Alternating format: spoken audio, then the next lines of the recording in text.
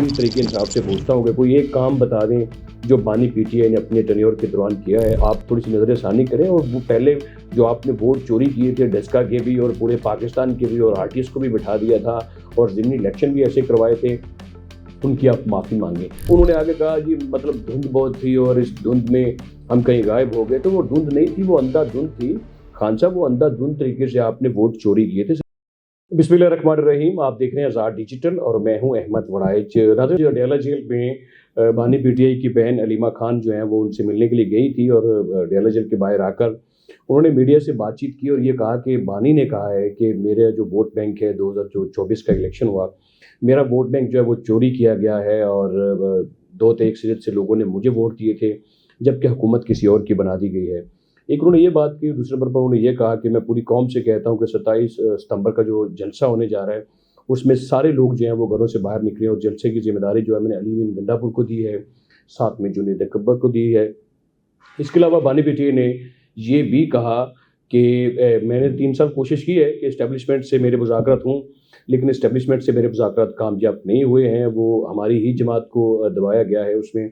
तो ये 3 बातें हुई हैं बानी की तरफ से जो अलीमा खान ने बाहर आकर मीडिया से बातचीत करते हुए बताई। तो सबसे पहली बात तो ये जो उन्होंने कहा कि मेरे वोट बैंक को चोरी किया गया है, तो मैं यही बात जो है वो इनकी लेकर जाना चाहता हूँ 2018 के इलेक्शन में। आपको याद होगा कि 2018 का इलेक्शन हुआ था 25 जुलाई 2018 को, जब इलेक्शन के नताइज आना भी शुरू हुए थे कि इलेक्शन कमीशन के जो तर्जमान है वो टेलीविज़न की स्क्रीन पर आए और उन्होंने कहा कि जो आरटीएस सिस्टम है वो फेल हो गया है और नताइज के आने में तख़ीर हो सकती है। और जो नताइज के आने की तख़ीर है उसमें फॉर्म 45 जो था उसमें ये तरीका था कि जो फॉर्म 45 है उसको फिल फॉर, वैसे आरटीएस सिस्टम में रहते हुए, आरटीएस में रहते हुए फिल फॉर जो फॉर्म 45 था उसको जो है वो इलेक्शन कमीशन की वेबसाइट पर देना था। वो लोगों जो प्रेजाइडिंग ऑफिसर थे उन्होंने भिजवाना था वहाँ पर, जो कि उन्होंने बार वक्त ना पहुँच सका आरटीएस की वजह से। आरटीएस आपको याद होगा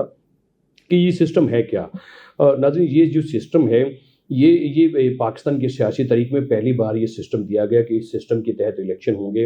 ये था दरअसल ये था रिजल्ट ट्रांसमिशन सिस्टम, जिसके ज़रिए थे तमाम जो नताइज थे उनको अनाउंस होना था। वो इलेक्शन कमीशन के पास फिल फॉर जहाँ जहाँ लोग बैठे थे उनके जो प्रेजाइडिंग ऑफिसर थे उन्होंने वहाँ पे स्कैन करना था, स्कैन करके इन्होंने जो उसकी वेबसाइट है इलेक्शन कमीशन की वहाँ पर भिजवाना था। लेकिन चूंकि ये सिस्टम फेल हुआ, ये क्यों सिस्टम फेल हुआ और ये क्यों कर जो सिस्टम है इसको आर्टिस्ट को जो इल्ज़ामात लगे तमाम पॉलिटिकल पार्टीज़ की तरफ से इमरान खान के ऊपर कि आपको आर्टिस्ट सिस्टम बिठा कर उसको मफलूज करके उसको ख़त्म करके आपको जानबूझकर हुकूमत दी गई, आप सिलेक्ट होकर आए हैं, इलेक्ट होकर नहीं है। 2 बातें होती रहीं, एक तो लफ्ज़ सिलेक्ट चलता रहा कि आपकी सिलेक्शन हुई है और दूसरा लफ्ज़ ये चलता रहा कि आप पार्टी सिस्टम बिठाकर आपको हुकूमत दी गई है। तो मैं कहता हूँ कि अगर आपको बिलफर्ज आप ये समझ लीजिए कि अगर आपको इतनी ये बड़ी टेंशन है कि जो वोट हैं वो वोट चोरी हुए हैं तो वोटों को चोरी नहीं होना चाहिए। मैं आपको सिर्फ एक एग्जांपल देता हूँ उसकी। आपको याद होगा कि 2020 के करीब एक ज़िमनी इलेक्शन हुआ था, एक सीट खाली हुई थी डेस्का शहर में। इफ्तिखारुल हसन ज़ाहिर शाह जो है उनकी वफ़ात के बाद वो सीट खाली हुई, तो उनकी जो बेटी हैं बाई इलेक्शन में पार्टी ने उनको उतारने का फ़ैसला किया। उनका नाम सईदा नौशीन इफ्तिखार है।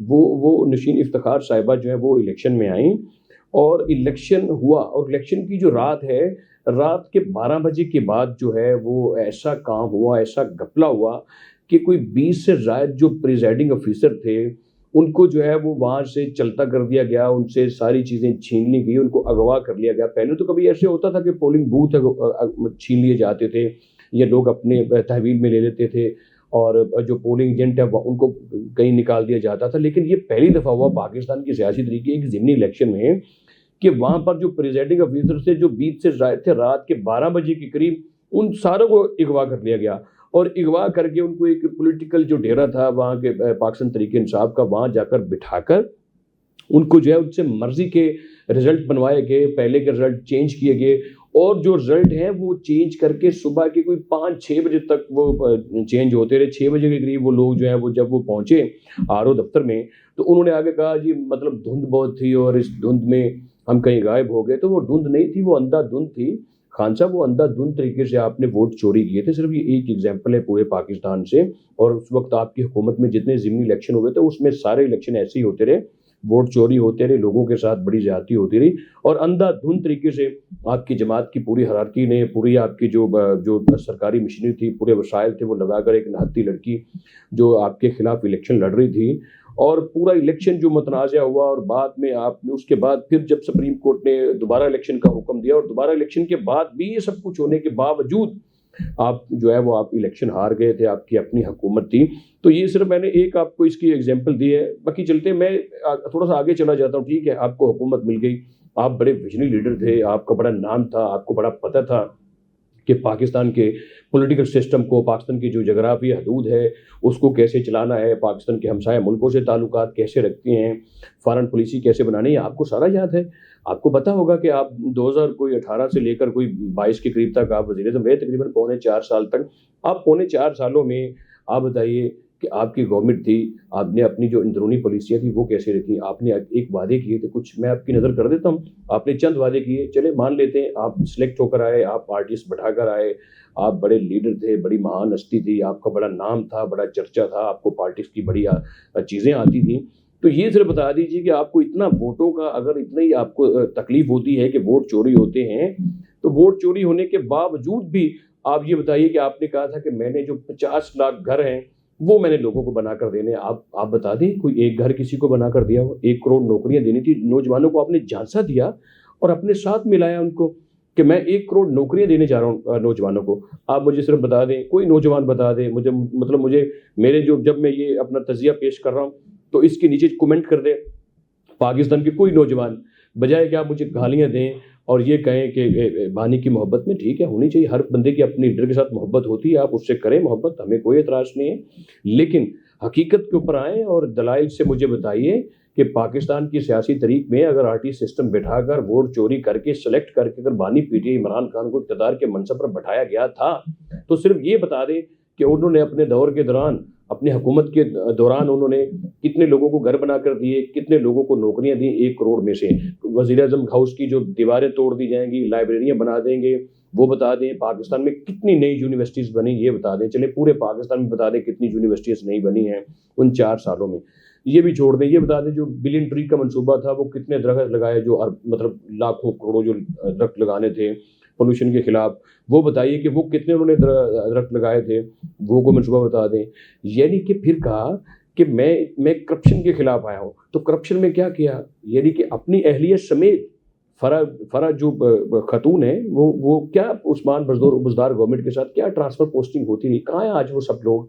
यानी कि आप तो करप्शन के खिलाफ आए थे, आप तो स्टेटस को के खिलाफ आए थे, स्टेटस को भी साथ मिला लिया, सियासी इशराफिया को भी साथ बिठा लिया और करप्शन के खिलाफ जो बातें थी उसमें भी अपने ख़ानदान को करप्शन पर लगा दिया और पैसे बनाते रहे। बल्कि नेशनल क्या इंटरनेशनल जो तोशा खाना के जो केसेस हैं आपके ऊपर, उसमें सारे घपले किए और सारे जो जेवरात थे, जो घड़ियाँ थी, वो चीज़ें थी, वो मतलब पूरी दुनिया में जगनसाई हुई, वो तक अपने सेल कर दिए। और कौन सी आपने अंदरूनी कोई पॉलिसी ऐसी बनाई हो, कोई ऐसी खारजा पॉलिसी बनाई हो, कोई दुनिया से आपके ताल्लुकात अच्छे हों, कोई सऊदी अरब से, तुर्किया से, ईरान के साथ आपके, कोई अफगानिस्तान के साथ, भारत के साथ बता दें। तो कोई एक काम आप बताएं जो आपने मुल्क के पाकिस्तान के लिए किया हो, कोई रोड्स बनाए हों, कोई आपने मोटरवे बनाई हो, कोई एक काम। सिर्फ मैं आज पूरी तरीके इंसाफ से पूछता हूँ कि कोई एक काम बता दें जो बानी पीटीआई ने अपने टेन्योर के दौरान किया है। अगर नहीं किया तो फिर 27 सितंबर के जलसे में कोई नहीं जाएगा। रहेगी बात इस्टेब्लिशमेंट के साथ मुज़ाकरात की, तो वो नहीं करना चाहते आपके साथ मुज़ाकरात, क्यों करें वो? पार्लियामेंट में जाए ना, आप जमहूरी लीडर हैं, आपके पास वोटों का बड़ा मैंडेट है, तो आपने जब भी मुज़ाकरात करने तो आपने पार्लियामेंट के लोगों से करने, अपने पॉलिटिकल पार्टी से आपने करने मुज़ाकरात। तो मुज़ाकरात की सबसे जो बेहतर जगह है वो सिर्फ और सिर्फ उसका रास्ता जो है वो पार्लियामेंट में जाता है, इस्लामाबाद की राहदारियों से, ना कि वो हेडक्वार्टर की तरफ जाता है। तो आप थोड़ी सी नज़रसानी करें। और वो पहले जो आपने वोट चोरी किए थे, डेस्का के भी और पूरे पाकिस्तान के भी, और आरटीएस को भी बिठा दिया था और ज़िमनी इलेक्शन भी ऐसे करवाए थे, उनकी आप माफ़ी मांगे। जो नौकरियां नहीं दी उसकी माफ़ी मांगे, जो घर नहीं बना के दिए उसकी माफ़ी मांगे, जो करप्शन की जो घपले की उसकी माफ़ी मांगे, जो हज़ारों अरबों रुपए का जो कर्ज लिया और मुल्क के ऊपर नहीं खर्च किया उसके ऊपर आप पहले माफ़ी मांगे। फिर 2024 की बात बाद में होगी, जब आप सारी माफ़ी मांग लेंगे तो फिर उसके बाद में करेंगे। और तीसरा ट्रेयर है आपका भी वहाँ पर खैबर में, आप बताइए वहाँ पर क्या किया? आपकी तो अपनी हुकूमत के ऊपर इल्ज़ाम है। कोस्तान स्कैंडल, अरबों रुपए का स्कैंडल जो निकला, वो किसने इल्ज़ाम लगाया? आपकी अपनी जमात के लोग इल्ज़ाम लगा रहे हैं। खैबर में अगर कोई तरक्की हुई है तो मैं ये भी सवाल छोड़कर जा रहा हूँ कि आप मुझे वही कम से कम बता दें कि खैबर की जो पहाड़ की वादियाँ हैं, वहाँ पर बड़े अच्छे निज़ाम आ गए हैं और वहाँ पर जो दूध की नहरें बह रही हैं और शहद जो है वो बड़ा आम मिल रहा है, वहाँ पर बड़े सुकून से लोग रह रहे हैं। तो वज़ीर-ए-आला वहाँ का इस्लाहत के मुतासिन के लिए ये कहे कि मैं वहाँ पर ख़ैमे लेकर जाऊँगा, तो ये बातें सारी लोग सुनते भी हैं, देखते भी हैं। आपने खैबर के वसाइल पर कब्ज़ा किया है और वो सारे वसाइल जो हैं वो पाकिस्तान के खिलाफ आप इस्तेमाल कर रहे हैं।